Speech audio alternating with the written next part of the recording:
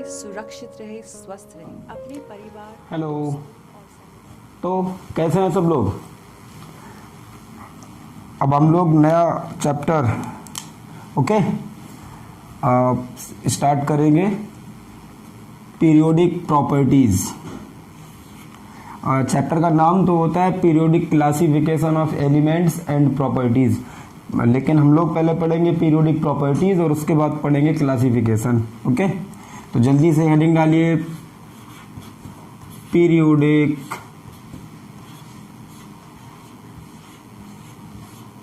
Properties. क्या heading डालेंगे? Periodic properties. Okay, तो पीरियोडिक प्रॉपर्टीज पढ़ने के लिए सबसे पहले तो आपको पीरियोडिक टेबल लर्न होनी चाहिए, ठीक है। और पीरियोडिक प्रॉपर्टीज जब हम पढ़ेंगे तो 11th क्लास में जब आप आए होंगे तो आपने 9th क्लास में ये चीज़ें पढ़ ली होंगी, इलेक्ट्रॉनिक कॉन्फ़िगरेशन। अगर आपने नहीं भी पढ़ा है तो मैं आपको यहाँ सिखाऊंगा इलेक्ट्रॉनिक कॉन्फ़िगरेशन, ठीक है। लेकिन सबसे पहले हम लोगों को पीरियोडिक टेबल पूरी 80 तक लर्न होनी चाहिए।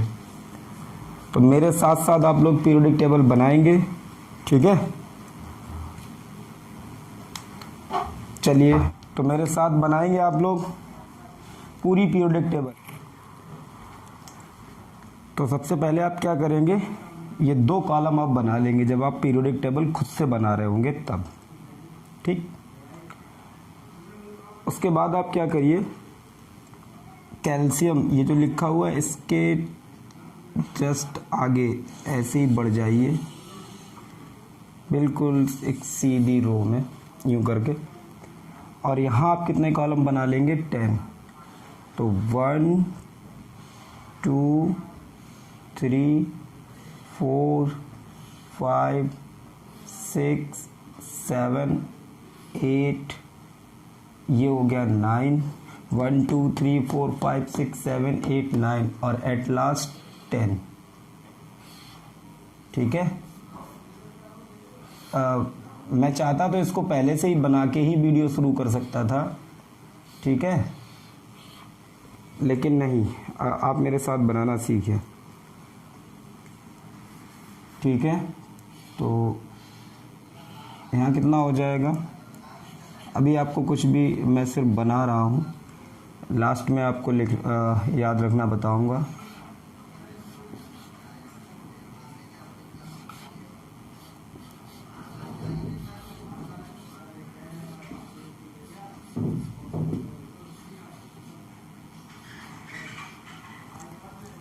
ये हो गया।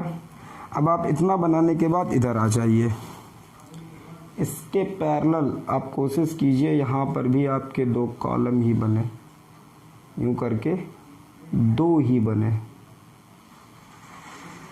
और इधर आपको यहाँ तक लाने 6 तक, 6 कॉलम कर लेने। कैसे करके? 1 2 3 4 1 2 3 4, और ये 5th, और ये हो गया आपका 6th। 1 2 3 4 5 6, ओके। यहाँ इसको ख़त्म कर दीजिए, यहाँ पहले मेंशन कर दीजिए हीलियम, ओके। और यहाँ आपको 2 कॉलम ही रखने हैं, यूँ करके, ठीक है।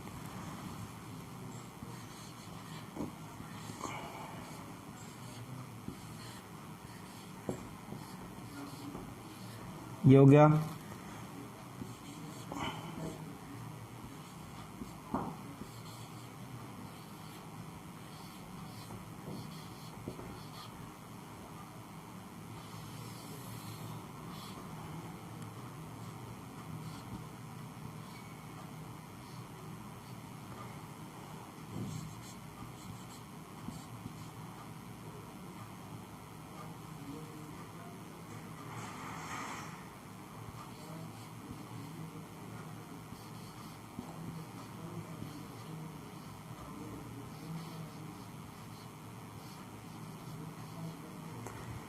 ठीक, इसके बाद आप क्या करेंगे, यहाँ 2 और तैयार कर लेंगे बिल्कुल इसके साथ ही।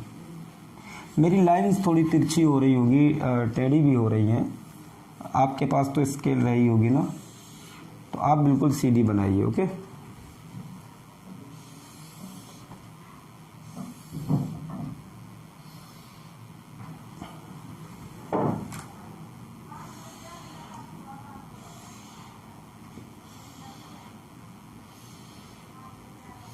बनाते जाइए, लेट नहीं होइए।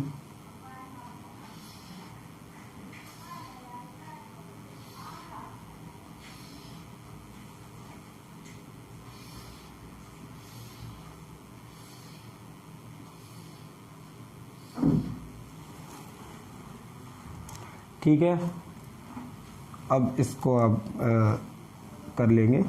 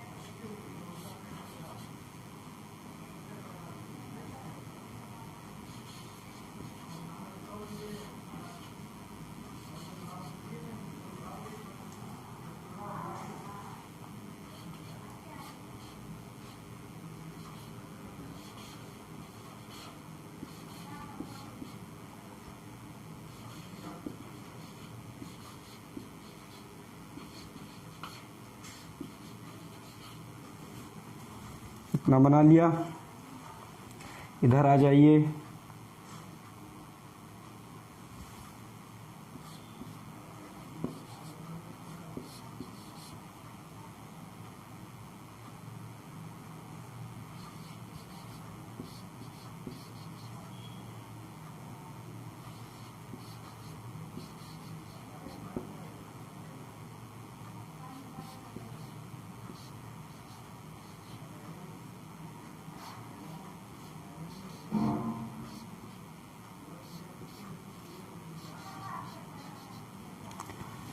ठीक है,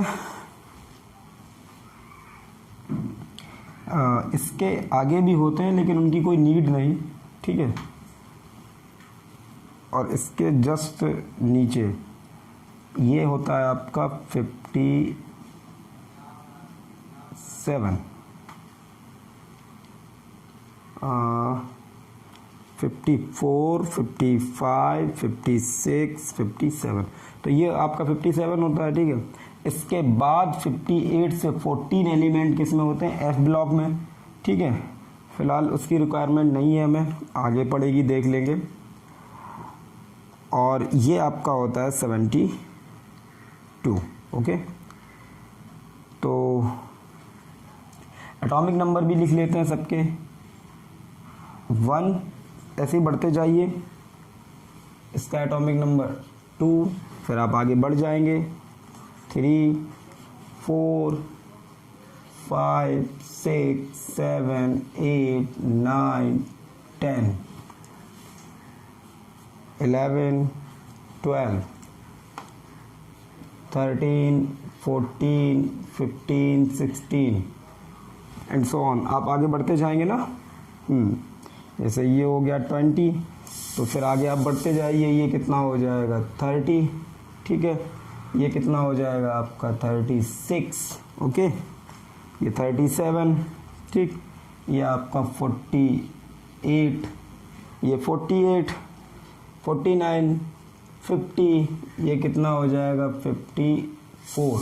आप पूरा मेंशन करेंगे अपनी नोटबुक में। ठीक है, ये कितना होता है, ये है आपका 80, 79, 78, 76, 75। ठीक है, 74, 80, 79, 78, 77, 76, 75, 74, 73 और ये हो जाएगा आपका 72। क्लियर है।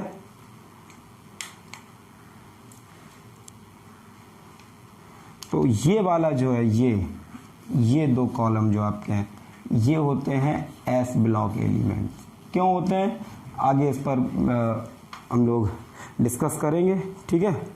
ये एस ब्लॉक और ये जो मिडिल वाला है ये यहाँ से लेकर यहाँ तक ये होते हैं आपके डी ब्लॉक एलिमेंट्स। कौन से होते हैं? डी ब्लॉक एलिमेंट्स, या इन्हीं को अपन लोग बोलते हैं ट्रांजिशन एलिमेंट्स। ओके, और ये आपका है पी ब्लॉक, ठीक है। इसको आप अच्छे से नोट कर लीजिएगा, स्क्रीनशॉट ले लीजिए और फिर आप इसको नोट कर लीजिए।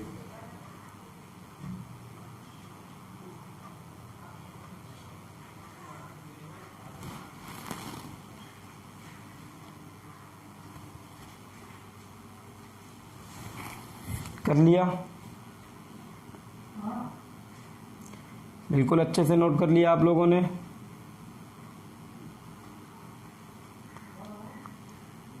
ठीक है,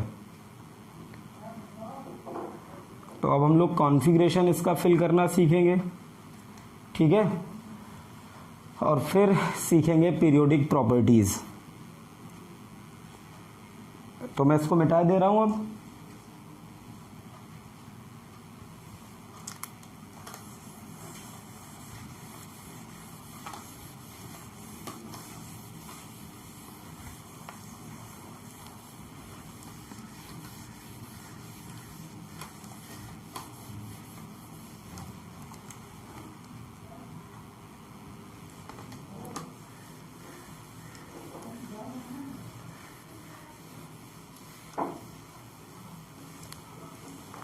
इसको जो लर्न करने की ट्रिक है, ठीक है, इसको जो लर्न करने की ट्रिक है उसको मैं वीडियो के लास्ट में, ठीक है, क्लास के बिल्कुल लास्ट में आपको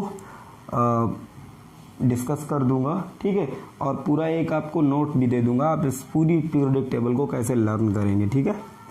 तो फिलहाल हम लोग कॉन्फ़िगरेशन सीखेंगे, ठीक। हालांकि ये पूरा सेटअप आता है आपका, कॉन्फ़िगरेशन हो गया, ठीक है, कैसे आप इलेक्ट्रॉनिक कॉन्फ़िगरेशन फिल करेंगे, ये एटॉमिक स्ट्रक्चर में आता है, लेकिन वो चैप्टर हम लोग बाद में पढ़ेंगे। पहले पीरियोडिक प्रॉपर्टीज़ के बाद हम लोग शुरू करेंगे केमिकल बॉन्डिंग। तो केमिकल बॉन्डिंग आने के लिए थोड़ा सा हमें इलेक्ट्रॉनिक कॉन्फ़िगरेशन आना चाहिए, ठीक है।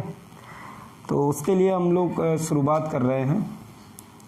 चलिए आप लोग हेडिंग डालिए एटम। क्या हेडिंग डालेंगे? एटम। तो लिखिए मेरे साथ, क्या होता है atom?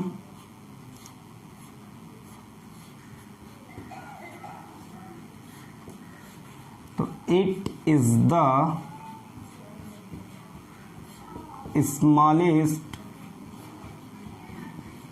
Particle of an element which can take part in chemical reactions, in chemical reactions. Okay, ये किसी भी एलिमेंट का सबसे छोटा पार्टिकल होता है जो केमिकल रिएक्शन में पार्टिसिपेट कर सकता है, ठीक। ये तो डेफिनेशन हो गई, जिससे बहुत ज़्यादा अपन लोगों को कुछ लेना देना है नहीं। अब जो चीज़ हमें पढ़नी है यहाँ पर, ठीक है, उसको अच्छे से पढ़ते हैं। इसको इसका स्क्रीनशॉट लेके इसको नोट कर लीजिए, ठीक। अब काम की बात है।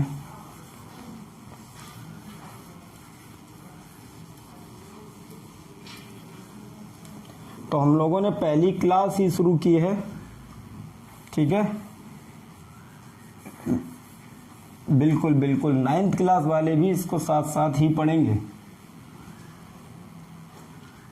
ठीक है, 10th वाले भी और 12th वाले भी। मैं पहले ही बोला था पूरा बेसिक पढ़ा रहा हूँ पहले, ठीक है। जैसे जैसे हम लोग आगे बढ़ते जाएंगे सारे बैचेस, सारी क्लासेस जितने भी हैं आपकी 9th 10th फर्स्ट ईयर और आपका 12th, ठीक है, सबकी क्लासेस अलग शुरू हो जाएगी, लेकिन पहले बेस क्लियर कर रहे हैं थोड़ा थोड़ा। तो एटम, पहली बात ये कहा गया कि एटम का जो शेप होता है वो कैसा होता है, स्फेरिकल। एटम का शेप कैसा होता है, स्फेरिकल, ओके। कैसा शेप होता है एटम का, स्फेरिकल शेप, ठीक है। एटम का शेप कैसा होता है, स्फेरिकल। ये कंसीडर किया गया, ऐसा माना गया, ठीक है, कि एटम का जो शेप है वो कैसा शेप है, स्फेरिकल शेप, ओके, ठीक है।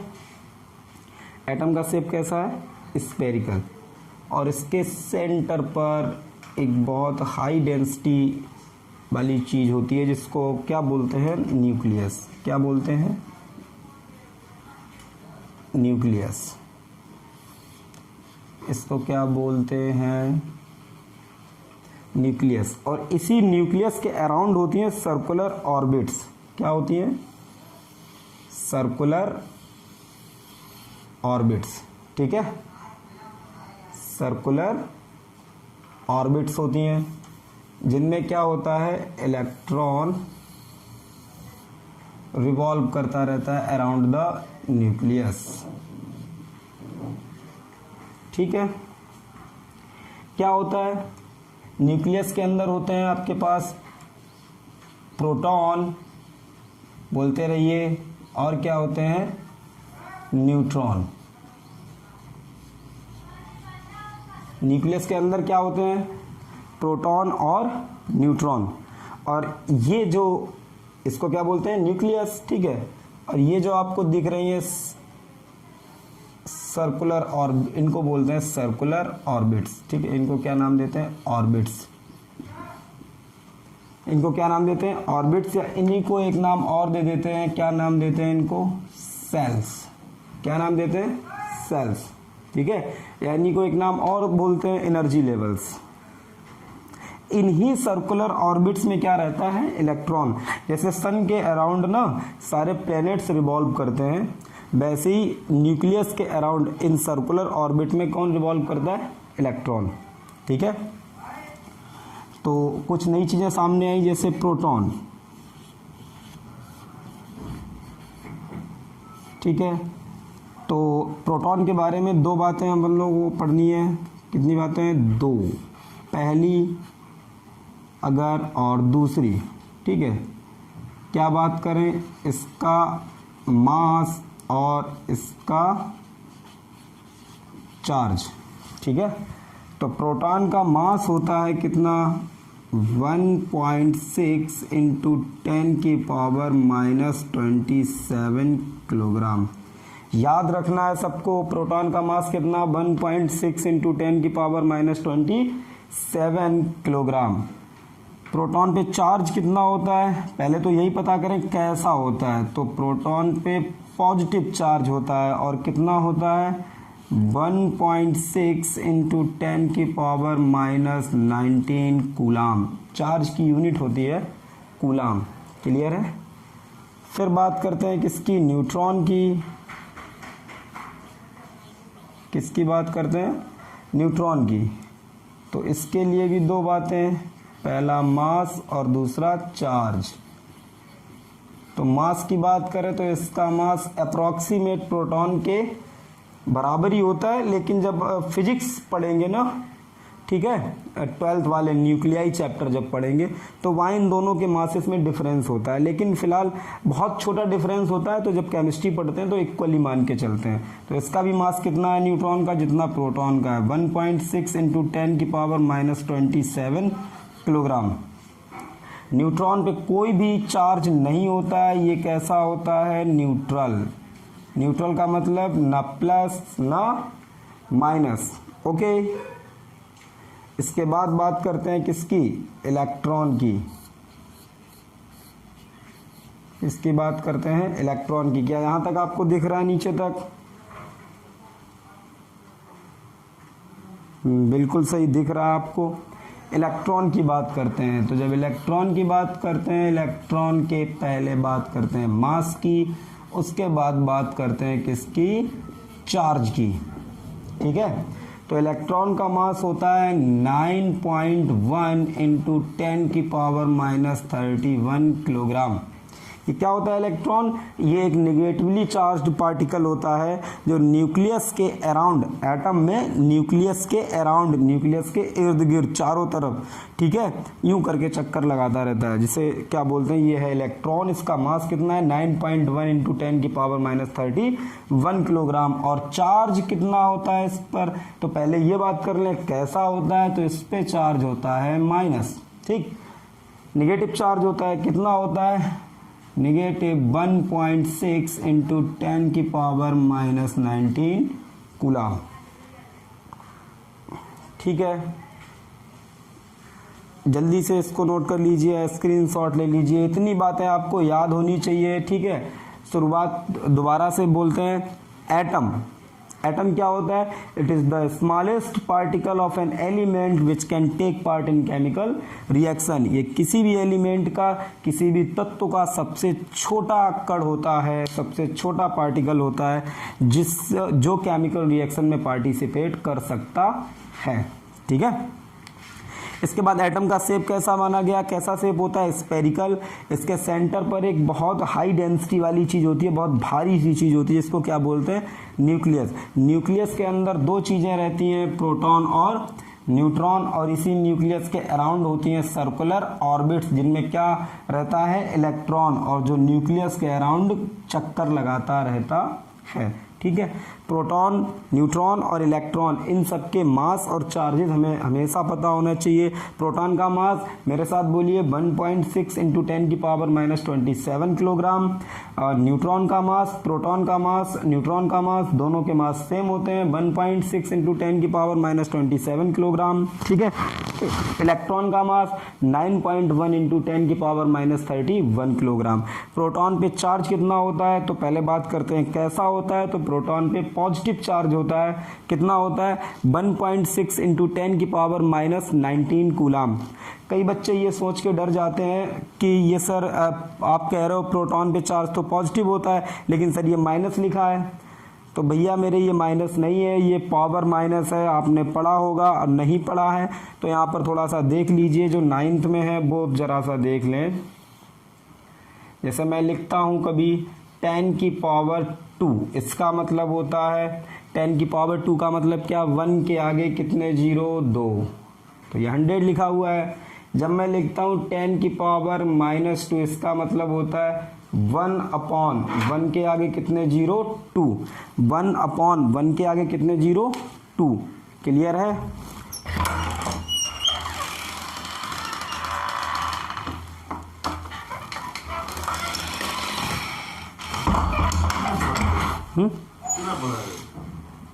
ऑनलाइन बच्चा पढ़ रहा है।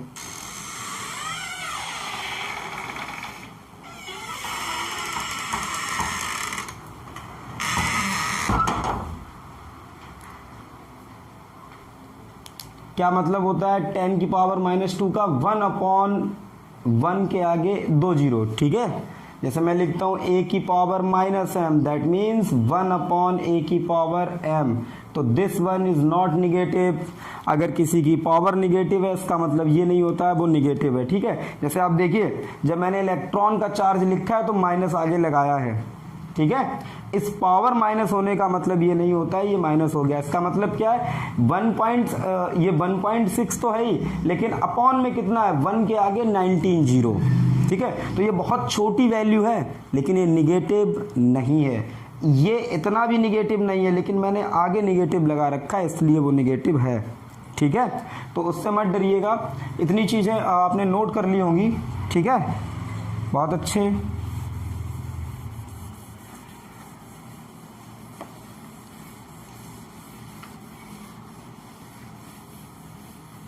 सो रहे हैं क्या लोग? मेरे साथ बोलिए भारत माता की जय। अरे आधे लोग नहीं बोले, दोबारा बोल दो भाई। सो नहीं, जागते रहो। हाँ, तो एटम का शेप कैसा था? स्फेरिकल। एटम का शेप कैसा था? स्फेरिकल। इलेक्ट्रॉन कहाँ रहते थे? सेल में। प्रोटॉन और न्यूट्रॉन कहाँ रहते थे? न्यूक्लियस में। प्रोटॉन और न्यूट्रॉन कहाँ रहते थे? न्यूक्लियस में। ये रहा आपका न्यूक्लियस। इसके अराउंड क्या होती हैं? Circular orbits. क्या होती हैं? Circular orbits. क्लियर है? इसके अराउंड क्या होती हैं? Circular orbit. क्लियर है? ये क्या है आपका? ये है आपका न्यूक्लियस। क्या है? न्यूक्लियस। ओके, ये है आपका न्यूक्लियस। न्यूक्लियस क्या होता है? एटम के सेंटर पर एक ऐसी चीज है जो जिसकी डेंसिटी बहुत ज़्यादा है। डेंसिटी ज़्यादा होने से मतलब क्या है? जैसे आप लकड़ी ले लें, इतनी बड़ी लकड़ी लें और इतना ही बड़ा आप किसी आयरन की स्टिक को लें, ठीक है, सेम साइज की, तो बताइए कौन ज़्यादा भारी होगा? आयरन, क्योंकि आयरन की डेंसिटी ज़्यादा है। ठीक है, तो न्यूक्लियस की डेंसिटी कैसी होती है? बहुत ज़्यादा। ओके, इसके अंदर क्या रहते हैं? इसके अंदर रहते हैं आपके प्रोटॉन और न्यूट्रॉन। प्रोटॉन और न्यूट्रॉन। ओके, बताइए न्यूट्रॉन पे कैसा चार्ज? जल्दी बताइए, न्यूट्रॉन पे कैसा चार्ज? न्यूट्रल। प्रोटॉन पे कैसा चार्ज? पॉजिटिव। तो बताओ न्यूक्लियस पे कैसा चार्ज होगा? पॉजिटिव ही होगा, क्योंकि न्यूट्रॉन पे तो कोई चार्ज नहीं है, तो अंदर सिर्फ प्रोटॉन पर ही तो चार्ज है, तो न्यूक्लियस पे कैसा चार्ज? पॉजिटिव। ओके, इसके बाद इन्हें क्या बोलते थे? इन्हें क्या बोलते थे? जल्दी से बोलो बोलो बोलो। ऑर्बिट्स। क्या बोलते थे? ऑर्बिट्स। या इन्हीं को क्या बोलते थे? सेल्स। क्या बोलते थे? सेल्स। या इन्हीं को एक नाम और देते हैं, एनर्जी लेवल्स। क्या नाम देते हैं? Energy level. जैसे ये वाला जो न्यूक्लियस के सबसे पास है, इसको क्या बोलेंगे? First energy level. इसको क्या बोलेंगे? Second energy level. इसको क्या बोलेंगे? Third energy level. इसको क्या बोलेंगे? Fourth energy level. या इसी को बोलेंगे first shell, second shell, third shell या फोर्थ सेल। इनको एक और नाम देते हैं, K shell, L shell, M shell और N shell. KLMN shell. Okay, इनमें क्या होते हैं? इलेक्ट्रॉन्स। इनके अंदर क्या होते हैं? ऑर्बिट्स के अंदर, सेल्स के अंदर क्या होते हैं? इलेक्ट्रॉन्स। बोलिए। और इलेक्ट्रॉन पे कैसा चार्ज? Negative charge. तो बताइए ऑर्बिट पर भी कैसा चार्ज होगा? निगेटिव। ऑर्बिट और ऑर्बिटल में कंफ्यूज मत होइए, ठीक है। ऑर्बिट सेल होती हैं, ऑर्बिटल क्या होता है आगे पता चलेगा आपको। तो ये क्या होती हैं? सेल्स। सेल्स पे कैसा चार्ज है? निगेटिव। सर सेल्स पे निगेटिव चार्ज क्यों है? क्योंकि इसलिए निगेटिव चार्ज है क्योंकि सेल्स में होते हैं इलेक्ट्रॉन, और इलेक्ट्रॉन पे कैसा चार्ज होता है? निगेटिव। इसलिए सेल पे कैसा चार्ज हुआ? निगेटिव। सर न्यूक्लियस पे प्लस चार्ज क्यों है? क्योंकि न्यूक्लियस के अंदर दो चीजें होती हैं, प्रोटॉन और न्यूट्रॉन। न्यूक्लियस के अंदर दो चीजें होती हैं। क्या क्या होता है? प्रोटॉन और न्यूट्रॉन। लेकिन सर न्यूट्रॉन पे तो कोई चार्ज होता नहीं है, प्रोटॉन पे पॉजिटिव चार्ज होता है, इसलिए हम लोग क्या बोलते हैं? न्यूक्लियस पे भी कैसा चार्ज है? पॉजिटिव। हाँ या ना? बोलिए जल्दी से। समझ में आ रहा है? समझ में आ रहा है? ठीक है, अब बताइए इस पर पॉजिटिव चार्ज, इस पर निगेटिव चार्ज। न्यूक्लियस पर पॉजिटिव चार्ज और सेल्स पर कैसा? Negative charge. तो क्या पॉजिटिव निगेटिव एक दूसरे को अट्रैक्ट करते हैं? क्या पॉजिटिव निगेटिव एक दूसरे को अट्रैक्ट करते हैं? हाँ बिल्कुल अट्रैक्ट करते हैं। इसका मतलब क्या है? न्यूक्लियस और सेल्स एक दूसरे से बंधी होंगी। क्यों बंधी होंगी? क्योंकि न्यूक्लियस सेल्स को अपनी तरफ खींच रहा होगा, क्योंकि सेल्स पर कैसा चार्ज है? निगेटिव, और इस पर कैसा चार्ज है? पॉजिटिव। तो दोनों एक दूसरे को अपनी तरफ खींच रहे होंगे, ठीक है। पॉजिटिव चार्ज या निगेटिव चार्ज, ठीक, इनको क्या बोलते हैं? Electric charges. इलेक्ट्रिक चार्जेस बोलते हैं, ठीक है। तो क्या मैं कह सकता हूं न्यूक्लियस और सेल्स एक दूसरे से हेल्ड होते हैं बाय अ इलेक्ट्रोस्टैटिक फोर्स। अब सर ये इलेक्ट्रोस्टैटिक नई बात आ गई? कुछ नहीं, इलेक्ट्रो का मतलब चार्ज, स्टैटिक का मतलब रुका हुआ। इलेक्ट्रॉन जरूर चल रहा है, लेकिन है तो वो इतने ही में, कहीं भाग तो नहीं जा रहा है, ठीक है। और न्यूक्लियस पे भी जो चार्ज है वो यही है। तो nucleus and shells are held by a electrostatic force. और आप जानते हैं ना जानते हैं तो जान लीजिए, इलेक्ट्रोस्टैटिक फोर्स काफ़ी तगड़ा, काफ़ी स्ट्रांग फोर्स होता है। ठीक है, तो क्या कह सकते हैं हम लोग, क्या क्या लिख सकते हैं हम लोग? लिख सकते हैं nucleus and cells are held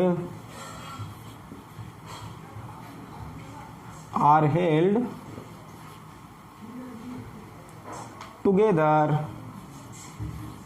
by a electrostatic force of attraction। बताइए, क्या न्यूक्लियस और सेल एक दूसरे से हेल्ड होंगे, एक दूसरे से बंधे होंगे by electrostatic force of attraction? इस बात को नोट कीजिए जल्दी से।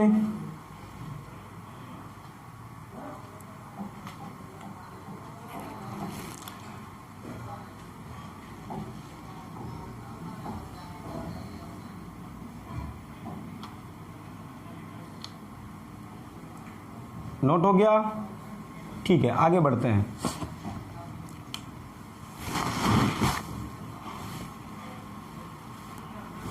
एक बात बताइए मुझे, न्यूक्लियस के सबसे पास कौन सी सेल है? के है, एल है, एम है या एन है? के सेल है। सबसे पास कौन सी सेल है? के सेल। तो बताइए सबसे ज्यादा अट्रैक्शन किस पे लगना चाहिए? जो सबसे पास है। भाई मैग्नेट, अगर मैग्नेट आपने देखे है ना कभी, मैग्नेट में ढेर सारे आयरन के पीसेस रख दूं या उस मैग्नेट के अराउंड ढेर सारी मैग्नेट रख दूं, तो जो मैग्नेट सबसे पास होगी वही तो सबसे जल्दी अट्रैक्ट होगी और सबसे तेज अट्रैक्ट होगी। तो जो न्यूक्लियस के सबसे पास जो सेल है उस पे इलेक्ट्रोस्टैटिक फोर्स सबसे ज्यादा होगा। बताइए के पर ज्यादा फोर्स होगा या एल पर? के पर। एल पे ज्यादा फोर्स होगा या एम पर? एल पर। एम पर ज्यादा फोर्स हो गया या एन पर? एम पर। क्लियर है? क्यों? क्योंकि जैसे जैसे न्यूक्लियस से डिस्टेंस बढ़ती जाएगी, जैसे जैसे न्यूक्लियस से डिस्टेंस बढ़ती जाएगी वैसे वैसे क्या होता जाएगा? फोर्स ऑफ अट्रैक्शन घटता जाएगा।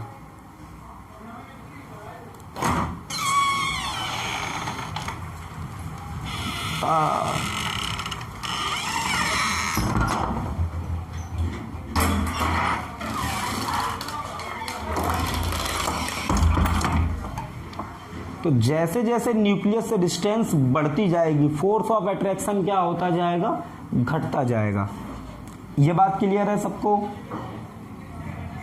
ठीक है, आगे बढ़ते हैं। मुझे एक बात और बताइए, ये रहा न्यूक्लियस, ये है के सेल, ये है एल, ये है एम, ये है एन। तो एक बात बताओ, सबसे कम फोर्स ऑफ अट्रैक्शन किसके ऊपर है?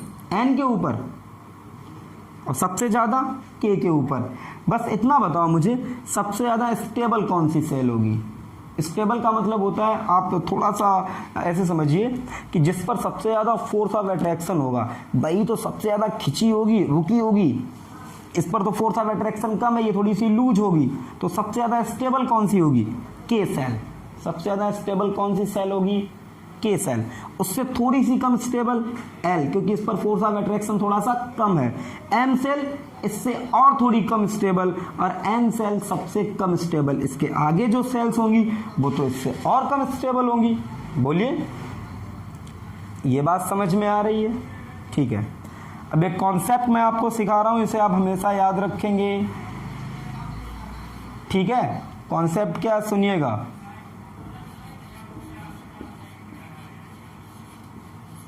क्या लिखा हुआ है? ये एनर्जी। और जब मैं यू साइन बनाऊं आज के बाद हमेशा याद रखिए मैं लिख रहा हूं कम। एनर्जी कम, एनर्जी कम। ओके,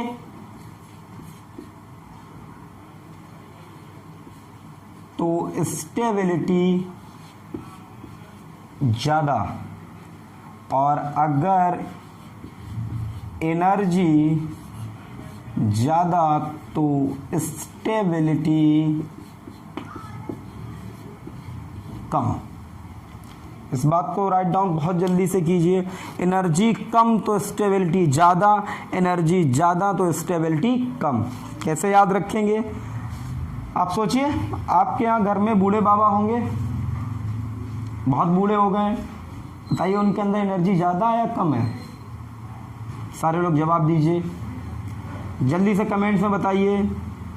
बाबा लोगों की एनर्जी, वो वाले बाबा नहीं, घर वाले बाबा, ग्रैंडफादर वाले, उनकी एनर्जी कम या ज़्यादा? जल्दी बताओ।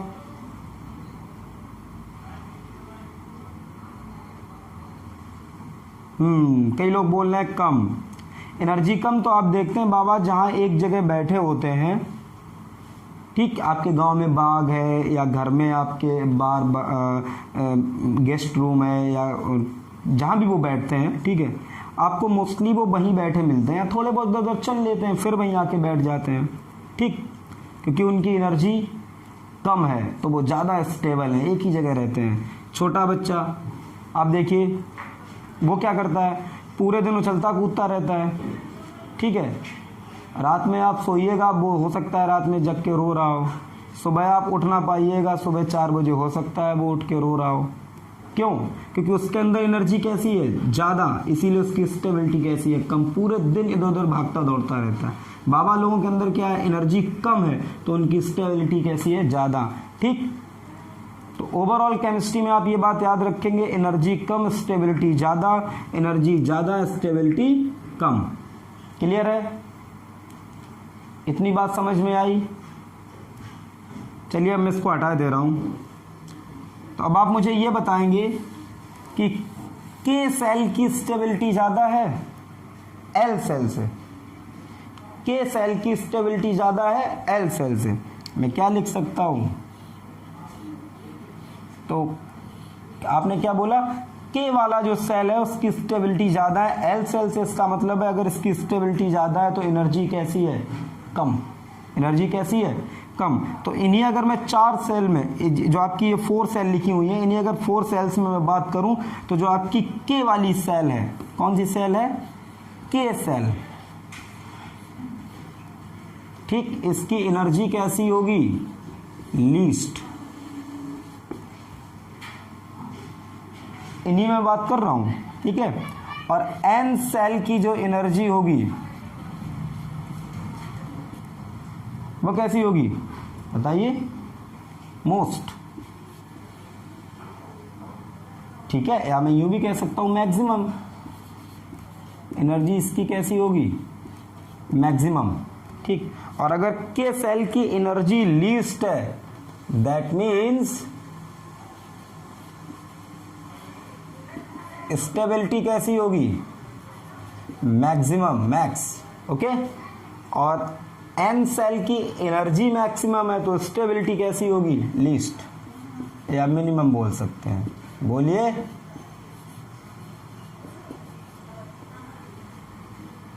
क्लियर?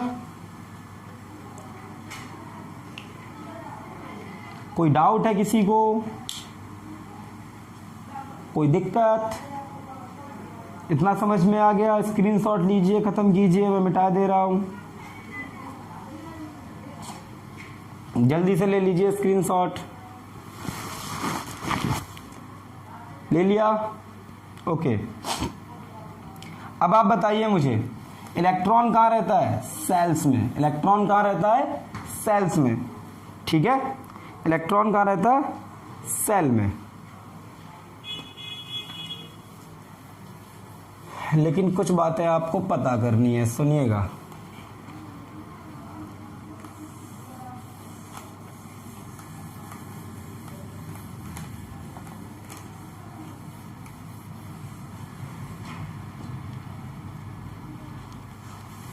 जैसे मान लो कोई लड़की है जिसका नाम क्या है? निमकी। या कोई लड़का मान लो आप, जिसे मान लो आप आयुष मान लीजिए। क्या मान लीजिएगा? आयुष, ओके।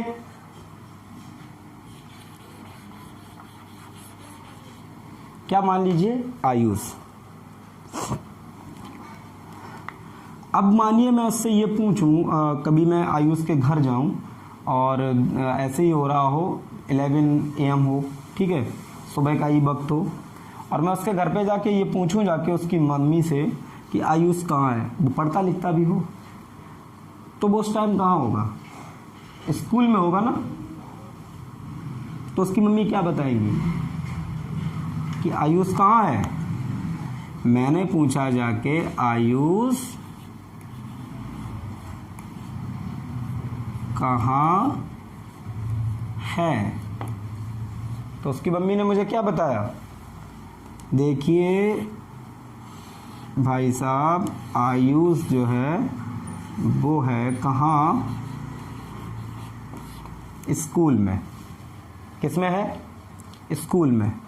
अब आप मुझे बताइए अगर आयुष स्कूल में है और मैं आयुष को ढूंढने जाऊं, ठीक है, मैं अगर आयुष को स्कूल में ढूंढने जाऊं तो क्या मुझे आयुष स्कूल में मिलेगा। बिल्कुल सही बात है, मुझे आयुष स्कूल में मिलेगा। लेकिन अगर मैं वहाँ के पियोन से ये कहूँ जाके मुझे आयुष से मिलना है, तो हो सकता है किसी स्कूल की स्ट्रेंथ अगर 10,000 हो, किसी स्कूल की स्ट्रेंथ कितनी हो 10,000, तो हो सकता है उन 10,000 में अप्रॉक्स आपके पास मान लीजिएगा 80 आयुष हैं। कितने आयुष हैं, 80 आयुष। और अगर 80 आयुष हैं तो क्या ये पॉसिबल है कि मैं बहुत जल्दी आयुष को ढूंढ पाऊंगा। नहीं पॉसिबल है, ढूंढ तो लूँगा ही, लेकिन बहुत जल्दी उसको ढूंढ पाऊंगा ये पॉसिबल नहीं है। ठीक है, बैकग्राउंड म्यूजिक भी आ रहा है, ठीक है, सारे लोगों से कहना है सबको घर में रहना है, तो उसका भी थोड़ा सा एंजॉय करते रहिए आप। क्या कर सकते हैं, आजकल सारे ही शहरों में ये गवर्नमेंट की तरफ से बजाया जा रहा है। तो देखिए, तो मैं वापस आऊँगा, मैं कहूँगा आंटी आयुष तो वहाँ पर 80 आयुष हैं, स्कूल में मैं कैसे आयुष को ढूंढूं।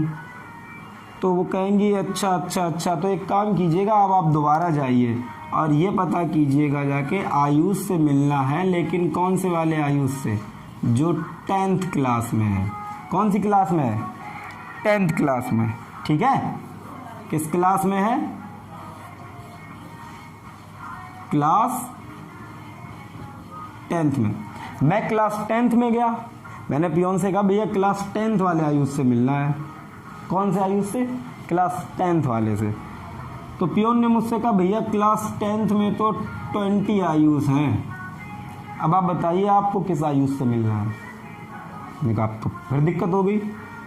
तो मैं फिर वापस आया, मैंने उसकी मम्मी से फिर पूछा, मैंने कहा अब कैसे आयुष को ढूंढे, अब तो 20 आयुष हैं। तो उन्होंने कहा नहीं नहीं, क्लास 10th जो है आप उसके सेक्शन C में जाइए। किस में जाइए, क्लास 10th के सेक्शन C में जाइए। तो मैं सेक्शन C में गया, मैंने पियोन से कहा भैया सेक्शन C वाले आयुष को लेके आओ। तो पियोन ने मुझसे कहा भैया सेक्शन C में तो 3 आयुष हैं, ओवरऑल 3 आयुष हैं वहाँ पर। अब आप बताइए आपको किस आयुष से मिलना है। अब तो मैं फिर परेशान हुआ, मैंने कहा अब मैं कैसे पता करूं कि आयुष से कैसे मिलना है, तो फिर दिक्कत होगी। मैं फिर वापस आया, मैंने उनकी मम्मी से पूछा, मैंने कहा भाई आंटी क्यों बार। अच्छा एक बात बताइए मुझे, जब उन्होंने ये कहा था कि वो स्कूल में है तो क्या उनका आंसर गलत था। उनका आंसर गलत नहीं था, लेकिन बहुत ज़्यादा एग्जैक्ट नहीं था। फिर जब उन्होंने मुझसे ये कहा कि क्लास 10th में है, तो क्या ये आंसर गलत था, नहीं था, लेकिन इस वाले आंसर से ज़्यादा एग्जैक्ट था, लेकिन गलत नहीं था, ठीक, लेकिन बहुत एग्जैक्ट भी नहीं था। फिर जब उन्होंने मुझसे कहा कि क्लास 10th के सेक्शन C में जाइए, तो मैं C में गया। ये आंसर इन दोनों से ज़्यादा एग्जैक्ट है, ज़्यादा अप्रोप्रिएट है, लेकिन बिल्कुल एग्जैक्ट नहीं है, क्योंकि अभी भी 3 आयुष हैं। तो फिर क्या कहा, मैं जब उनके पास गया, मैंने कहा भाई नहीं मिल पा रहा है। तो उन्होंने कहा देखिए जब उसका एडमिशन हुआ था तो उसको क्लास 10th के सेक्शन C में, ठीक है, ऐसे करके 4 रोज होंगी जहाँ पर बच्चे बैठते होंगे। मैंने कहा हाँ। तो उन्होंने कहा 2nd रो की 3rd बेंच पर बैठा होगा आयुष। उन्होंने मुझसे क्या कहा कि 2nd रो की जो आपका सेक्शन C है उसमें यूं करके ऐसे करके 4 रोज हैं, ठीक है। और इन 4 रोज में आयुष आपको मिलेगा सेकेंड रो की 4th वाली बेंच पर। किस पर? सेकेंड रो की 4th वाली बेंच पर। क्लियर है? तो अभी आंसर बिल्कुल एग्जैक्ट सही है। अभी मुझे ये बताओ, क्या ये अपनी इस बेंच पर बैठा हुआ है? बैठा है। तो क्या ये क्लास 10th की सेक्शन सी में नहीं है? है। क्या ये क्लास 10th में नहीं है? है। क्या ये स्कूल में नहीं है? है। आयुष ने स्कूल में जाके एक्चुअली किस चीज को भरा? अपनी सीट को। क्या उसकी उस सीट ने इसके सेक्शन को भर दिया और इस सेक्शन ने इस क्लास को भरा पूरे को, और इस क्लास ने किसको भरा? स्कूल को। तो स्कूल आंसर सही था, बिल्कुल एग्जैक्ट नहीं था। क्लास आंसर इससे थोड़ा सा सही था लेकिन बिल्कुल एग्जैक्ट नहीं था। सेक्शन आंसर इससे थोड़ा सा सही था लेकिन बिल्कुल एग्जैक्ट नहीं था। अब जो सीट बताई है मुझे सेकेंड रो की 4th बेंच, वो बिल्कुल एग्जैक्ट आंसर है। ठीक। तो अब अगर मुझसे ये कहा जाए कि बताइए इलेक्ट्रॉन कहाँ है, वैसे इलेक्ट्रॉन होता कहाँ है? सेल में होता है। बोलिए, इलेक्ट्रॉन कहाँ होता है? सेल में। सेल क्या होती है? ये सर्कुलर ऑर्बिट्स होती हैं, ठीक है। ऑर्बिट का मतलब आप समझिएगा, जैसे हिंदी में अगर मैं बोलूँ आपसे, ठीक है, तो क्लास इसको कह सकते हैं, कक्षा, ठीक है। तो न्यूक्लियस के अराउंड होती हैं, ये सर्कुलर होती हैं, सर्कुलर ऑर्बिट्स जिनमें इलेक्ट्रॉन घूमता रहता है। तो मैं जब आपसे पूछूं ये कि इलेक्ट्रॉन कहाँ है और आप मुझसे ये कहते हैं सर देखिए इलेक्ट्रॉन सर यहाँ है सर, तो बताइए ये आंसर गलत नहीं होगा जब आप मुझसे ये कह दें कि इलेक्ट्रॉन कहाँ है? एटम में। तो बताइए इलेक्ट्रॉन एटम के अंदर है या नहीं है? इलेक्ट्रॉन तो एटम के अंदर है। इलेक्ट्रॉन तो एटम के अंदर है भाई। सेल भी तो एटम के ही अंदर है, तो इलेक्ट्रॉन एटम में है तो गलत तो नहीं है, लेकिन ये बहुत सही आंसर नहीं है। इलेक्ट्रॉन कहाँ होगा? अपनी किसी क्लास में। क्लास को क्या बोलते हैं केमिस्ट्री में? सेल में। किस में होगा? सेल में। बोलिए। और सेल कौन कौन सी होती हैं? K, L, M, N, ठीक है। 4 सेल यूज होती है मोस्टली, इसके बाद तो फिर इलेक्ट्रॉन ही बहुत ज़्यादा हो जाते हैं, उतना यूज नहीं होता है, ठीक है। इसके बाद बताइए क्या इलेक्ट्रॉन सेल में है? ये बात गलत है? नहीं गलत है। जैसे आयुष क्लास में था, ये बात गलत थी? नहीं गलत थी, लेकिन वो अपनी क्लास की सब क्लास में था ना एक्चुअल में, ठीक है।